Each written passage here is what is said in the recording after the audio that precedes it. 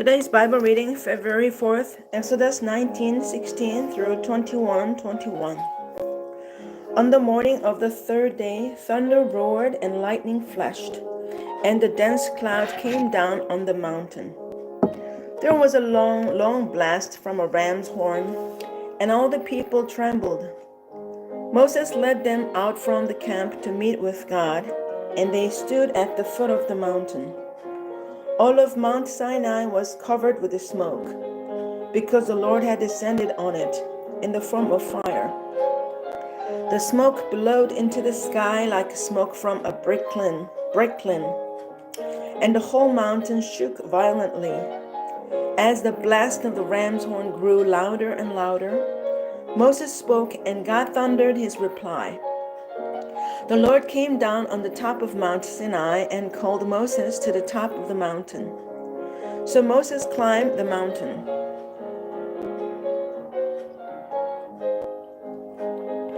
Then the Lord told Moses, "Go back down and warn the people not to break through the boundaries to see the Lord, or they will die. Even the priests who regularly come near to the Lord must purify themselves so that the Lord does not break out and destroy them." "But Lord," Moses protested, "the people cannot come up to Mount Sinai. You already warned us. You told me, mark off a boundary all around the mountain to set it apart as holy." But the Lord said, "Go down and bring Aaron back up with you. In the meantime, do not let the priests or the people break through to approach the Lord, or he will break out and destroy them." So Moses went down to the people and told them what the Lord had said. Then God gave the people all these instructions. "I am the Lord your God who rescued you from the land of Egypt, the place of your slavery. You must not have any other God but me. You must not make for yourself an idol of any kind or an image of anything in the heavens or on the earth or in the sea. You must not bow down to them or worship them, for I, the Lord your God, am a jealous God who will not tolerate your affection for any other gods. I lay the sins of the parents upon their children. The entire family is affected, even children in the third and fourth generations of those who reject me. But I lavish unfailing love for 1,000 generations on those who love me and obey my commands."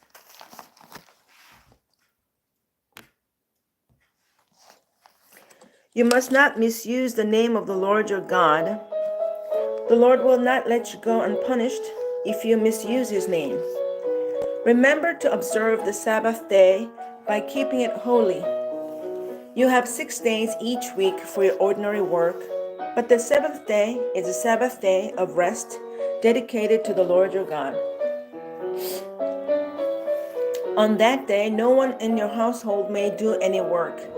This includes you, your sons and daughters, your male and female servants, your livestock, and any foreigners living among you. For in 6 days the Lord made the heavens, the earth, the sea, and everything in them. But on the seventh day he rested. That is why the Lord blessed the Sabbath day and set it apart as holy. Honor your father and mother, then you will live a long, full life in the land the Lord your God is giving you.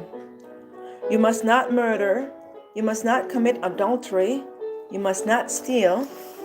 You must not testify falsely against your neighbor. You must not covet your neighbor's house. You must not covet your neighbor's wife, male or female servant, ox or donkey, or anything else that belongs to your neighbor." When the people heard the thunder and the loud blast of the ram's horn, and when they saw the flashes of lightning and the smoke billowing from the mountain, they stood at a distance, trembling with fear. And they said to Moses, "You speak to us, and we will listen. But don't let God speak directly to us, or we will die." Don't be afraid, Moses answered them, for God has come in this way to test you, and so that your fear of him will keep you from sinning. As the people stood in the distance, Moses approached the dark cloud where God was. And the Lord said to Moses, "Say this to the people of Israel. You saw for yourselves that I spoke to you from heaven. Remember, you must not make any idols of silver or gold to revival me. Build for me an altar made of earth and offer your sacrifices to me, your burnt offerings and peace offerings, your sheep and goats, and your cattle. Build my altar wherever I cause my name to be remembered, and I will come to you and bless you. If you use stones to build my altar, use only natural, uncut stones. Do not shape the stones with a tool, for that would make the altar unfit for holy use. And do not approach my altar by going up steps. If you do, someone might look up under your clothing and see your nakedness. These are the regulations you must present to Israel. If you buy a Hebrew slave, he may serve for no more than 6 years. Set him free in the 7th year, and he will owe you nothing for his freedom.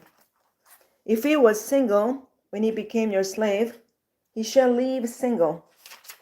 But if he was married before he became a slave, then his wife must be freed with him. If his master gave him a wife while he was a slave and they had sons or daughters, then only the man will be free in the 7th year, but his wife and children will still belong to his master. But the slave may declare, I love my master, my wife, and my children. I don't want to go free. If he does this, his master must present him before God. Then his master must take him to the door or doorpost and publicly pierce his ear with an awl. After that, the slave will serve his master for life.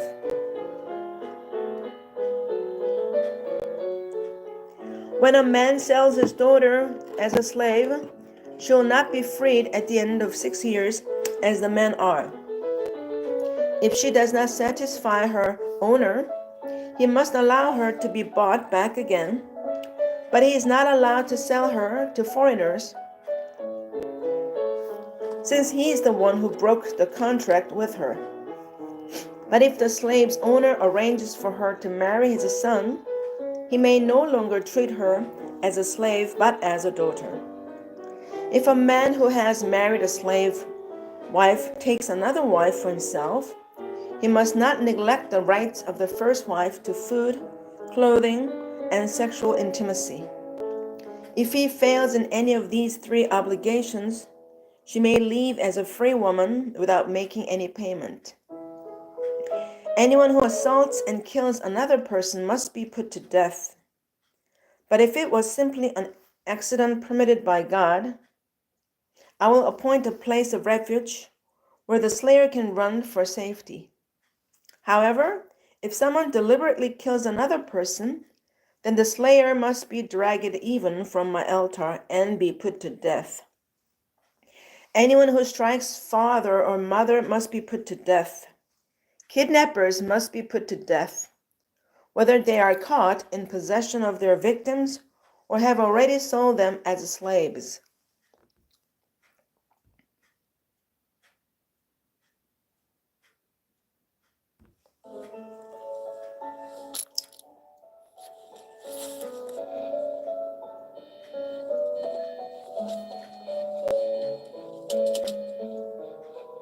Anyone who dishonors father or mother must be put to death. Now suppose 2 men quarrel, and one hits the other with a stone or fist, and the injured person does not die, but is confined to bed. If he is later able to walk outside again, even with a crutch, the assailant will not be punished, but must compensate his victim for lost wages and provide for his full recovery. If a man beats his male or female slave with a club, and the slave dies as a result, the owner must be punished. But if the slave recovers within a day or two, then the owner shall not be punished, since the slave is his property. Now Matthew 23:13 through 39. What sorrow awaits you, teachers of religious law, and you Pharisees, hypocrites! For you shut the door of the kingdom of heaven in people's faces. You won't go in yourselves, and you don't let others enter either. What sorrow awaits you, teachers of religious law, and you Pharisees, hypocrites! For you cross land and sea to make one convert, and then you turn that person into twice the child of hell you yourselves are. Blind guides, what sorrow awaits you? For you say that it means nothing to swear by God's temple, but that it is binding to swear by the gold in the temple. Blind fools, which is more important, the gold or the temple that makes the gold sacred? And you say that to swear by the altar is not binding, but to swear by the gift on the altar is binding. How blind, for which is more important, the gift on the altar or the altar that makes the gift sacred? When you swear by the altar, you are swearing by it, by everything on it. And when you swear by the temple, you are swearing by it and by God who lives in it. And when you swear by heaven, you are swearing by the throne of God and by God who sits on the throne. What sorrow awaits you, teachers of religious law, and you Pharisees, hypocrites! For you are careful to tithe even the tiniest income from your herb gardens. But you ignore the more important aspects of the law: justice, mercy, and faith. You should tithe, yes, but do not neglect the more important things. Blind guys, you strain your water so you won't accidentally swallow a gnat, but you swallow a camel. What sorrow awaits you, teachers of religious law, and you Pharisees, hypocrites! For you are so careful to clean the outside of the cup and the dish, but inside you're filthy, full of greed and self-indulgence. You blind Pharisees, first wash the inside of the cup and the dish, and then the outside will become clean too. What sorrow awaits you, teachers of religious law, and you Pharisees, hypocrites!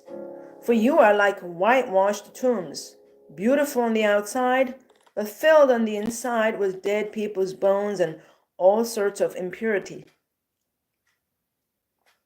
Outwardly, you look like righteous people, but inwardly, your hearts are filled with hypocrisy and lawlessness.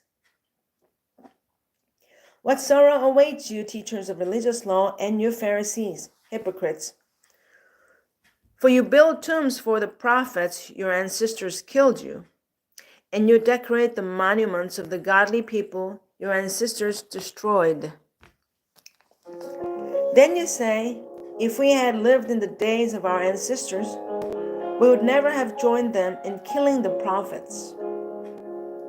But in saying that, you testify against yourselves that you are indeed the descendants of those who murdered the prophets. Go ahead and finish what your ancestors started. Snakes, sons of vipers, how will you escape the judgment of hell? Therefore, I am sending you prophets and wise men and teachers of religious law, but you will kill some by crucifixion, and you will flog others with whips in your synagogues, chasing them from city to city. As a result, you will be held responsible for the murder of all godly people of all time. From the murder of righteous Abel to the murder of Zechariah, son of Berechiah, whom you killed in the temple between the sanctuary and the altar.